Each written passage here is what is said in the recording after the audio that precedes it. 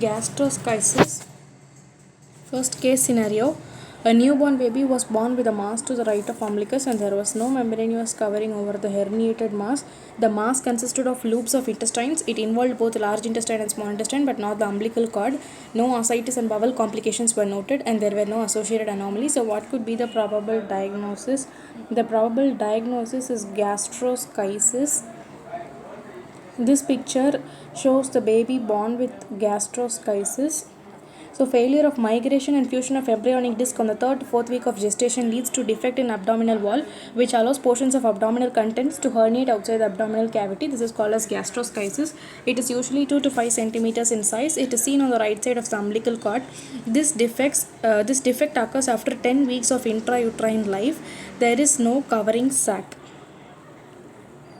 Neonates with gastroschisis require emergent surgical repair, and these neonates are susceptible to heat loss, fluid loss, infections, electrolyte imbalance, and trauma. And regarding the embryological basis, before 10 weeks, the intestines develop outside the body. By 10 to 12 weeks, normally the intestines will move to the abdominal cavity, but a defect in abdominal wall causes the intestines to remain outside the body and it protrudes through a hole to the right of the umbilical cord, which leads to gastroschisis. At the time of delivery, the abdominal contents, mainly large intestine, small intestine, and rarely liver, will be protruding out lateral to the umbilicus on the right side. And regarding epidemiology of gastroschisis, this graph seen on the right side clearly shows that young mothers less than 20 years of age are more likely to deliver babies with gastroschisis. Incidence of gastroschisis is 1 to 4 per 10,000 live births. The sex ratio male is to female ratio is 1:1, which means both male children and female children are equally affected by gastroschisis. Etiology. And to explain the etiology of gastroschisis, various theories that were put forward are failure of mesoderm formation, rupture of amnion, abnormal right umbilical vein, disruption of right yolk sac artery, abnormal folding of the body wall. All these theories were explained in detail by 5 authors, namely Duhamel, Shaw, D. Rice, Van Alien, and Hoem. The exact etiology of gastroschisis is still not clear, but researchers have suggested that it could be due to a vascular abnormality of omphallomesenteric artery or right umbilical vein, or due to ischemia in the right paraumbilical area, allowing for the rupture of abdominal wall. This picture shows the risk factors for gastroschisis, which includes maternal age less than 25 years, smoking, heavy alcohol consumption, vasoactive medications like salicylates, pseudoephedrine, phenylpropanolamine solvents.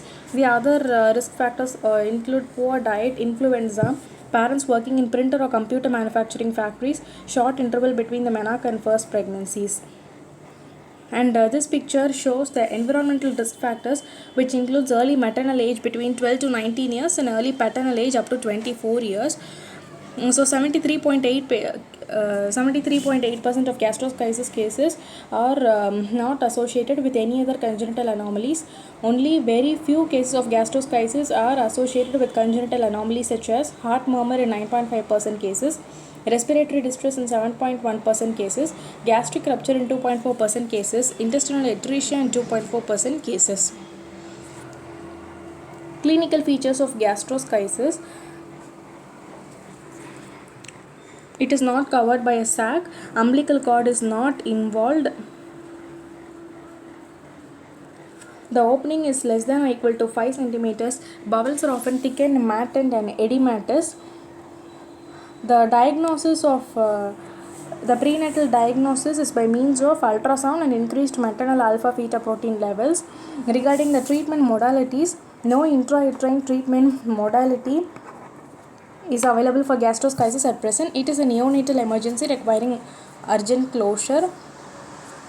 And regarding management of gastroschisis, it can be either by primary closure or staged silo fashioning closure method. So in primary closure method, this illustration on the left side shows primary closure method. Here the child is put under general anesthetics and an incision is made to enlarge the hole. The exposed organs are forced back to the abdomen through this hole. And this picture shows the illustration of a staged silo closure. Here the intestines are put in a silo. Silo is a clear sheath of silicone. One end is hung upon the body to let the gravity ease the intestines to abdomen. After several days, surgeons put any remaining intestines back in the body and close up the hole. The baby is fed through a tube until the intestines heal enough to digest breast milk or formula.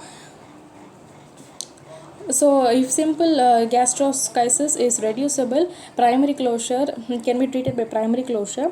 If simple gastroschisis is non-reducible, it can be treated by silo.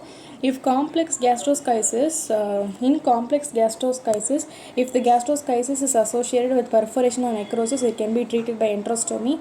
If gastroschisis is associated with atresia, it can be there can be a delayed repair. This flowchart shows the overall overview of management of gastroschisis, and this picture shows the silo method of closure of gastroschisis. Post-operative care, the operated neonate is kept in neonatal ICU and the feeding is delayed for weeks. Broad-spectrum antibiotics are given. Long-term outcomes are necrotizing enterocolitis seen in 18.5%, cryptorchidism seen in 15 to 30%, psychosocial stress seen in 60% cases. References: Langman's Medical Embryology, Wikipedia.